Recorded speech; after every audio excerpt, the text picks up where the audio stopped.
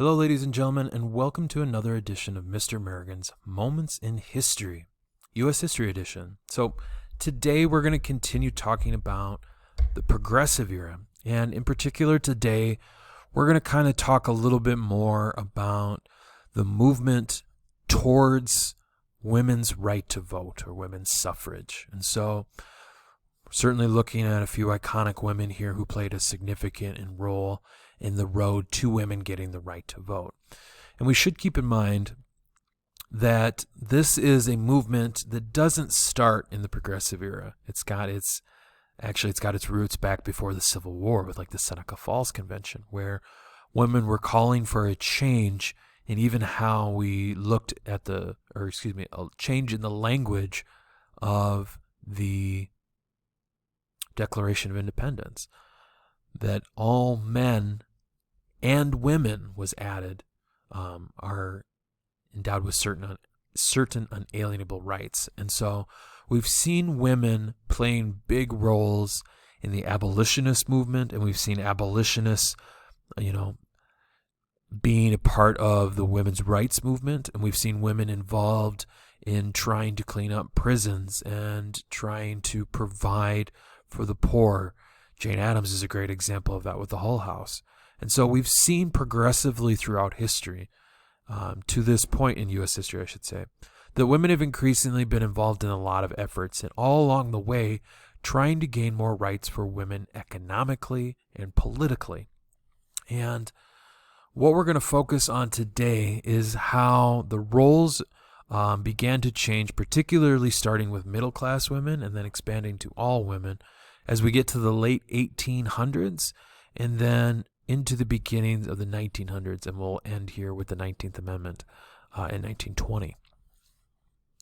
So again, this is not a new movement. We've seen women involved, in the abolitionist movement to try to end slavery before the Civil War. We've seen women gathering together since the Seneca Falls Convention, which was in 1847. We've seen women getting involved in prison, education reform. We've seen them involved in several changes, and they're very well entrenched in the Progressive Era, pushing for changes for all people, but also including more rights for women. So some of these trends are starting to be seen, particularly first among middle-class women, but it's also starting to change for women of all social backgrounds to a certain degree. And it starts with people having smaller families. People were having fewer children, and children were increasingly going to school. And was there as much need for women to stay home, especially as new technologies like vacuums and other things made housework much quicker than it used to be. And women were having more free time. And this started to push women to the idea that they wanted more choice in what it meant to be a woman and what those choices might be for their own lives. And so a lot of them started to pursue higher education. And, through the expansion of education, like through the Morrill Act, women increasingly started to become more involved in higher education and started to push for more work and professional careers.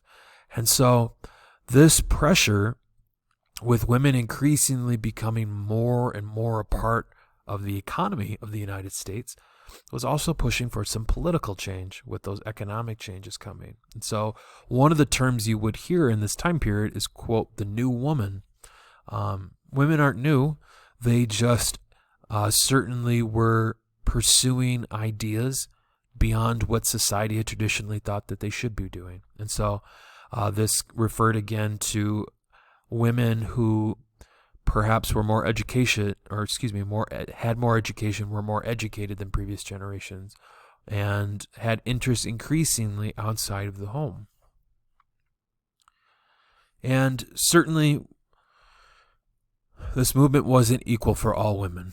Certainly white middle-class women would have had a much different experience than even middle-class African-American women or working-class African-American women. And so there certainly were different branches of this, all, of course, going for the same goal, which was to change the Constitution in order to grant women the right to vote. One of those organizations was the National Association of Colored Women. It was founded by Mary Church Terrell. She did a tremendous amount of work, even outside of women's rights, pushing for, establishing hospitals, and even worked, in women's suffrage as a whole, trying to, again, make sure that all women, regardless of their ethnic background or their economic background, had opportunity. And in this push, women kind of centered around two amendments that already existed. The first one's the 15th Amendment that gave voting rights specifically to newly freed men, but it didn't give them to women. And they tried to push that even at the passage of the 15th Amendment, that women should be involved in this process and should be involved in this amendment. The other one is the 14th Amendment, in which women increasingly said that if we are citizens of the United States, we are, have equal protection under the law. Why does that not mean equal rights, including the right to vote? And it increasingly has become a very important amendment for all people searching for more equality and pursuing what we've talked about, the more perfect union. That 14th Amendment has proved to be very important for that movement.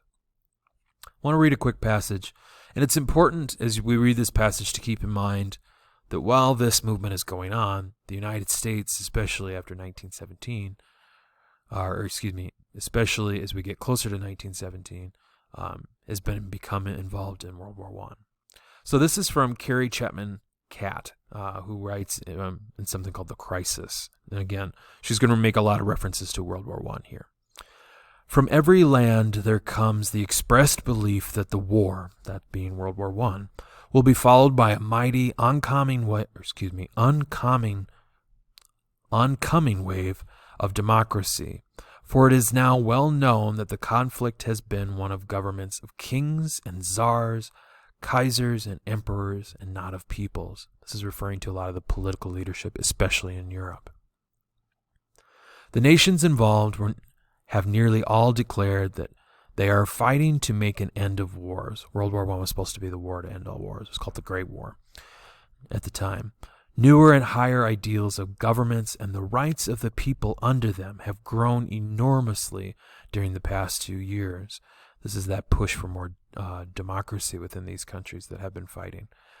And on the continent, that being Europe, the women say it is certain that the vote will come to men and women after the war, perhaps not immediately, but soon.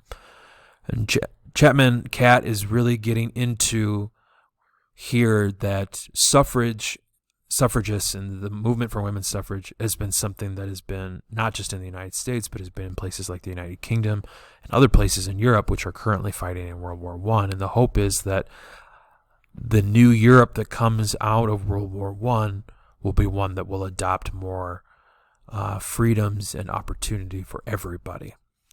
At least that's the hope. And they're hoping that that will find its way also to the United States.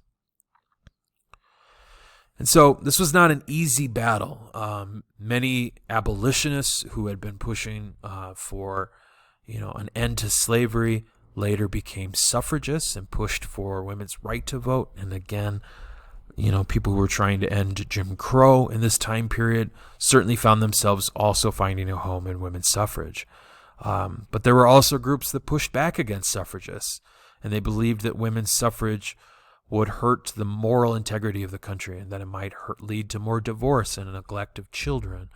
And so there were several men and women who pushed back against this movement because they were afraid of what it would do to American families.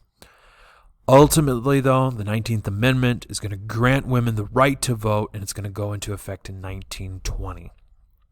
Now, the road to women's rights the women's right to vote certainly came in waves. So the first state to grant women the right to vote was Wyoming, and that was as far back as 1869, when it was still a territory.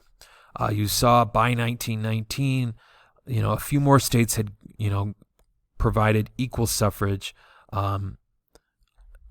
by the years indicated here, whether it's California or Washington, Oregon, Idaho, Utah. South Dakota, New York, Michigan, Arizona, Kansas, Oklahoma, Montana, and Nevada. Certainly, there was also some partial suffrage, but you also had quite a few states that had no statewide suffrage until after the passing of the amendment. And it even took after 1920 for all states to completely ratify it. And that is where we're going to wrap up our discussion, ladies and gentlemen, of the road to women's suffrage. Certainly, there's a lot more details that we could have gone into. We're kind of trying to keep this one a little bit more brief. And so for my students, make sure you've been following along with the guided notes. Those of you who have been listening, really appreciate it. Hopefully we're helping you to understand a little bit about the push to the 19th Amendment. And again, just meant to be a brief introduction. Thank you so much for listening. That's going to wrap up this edition, and have a great day.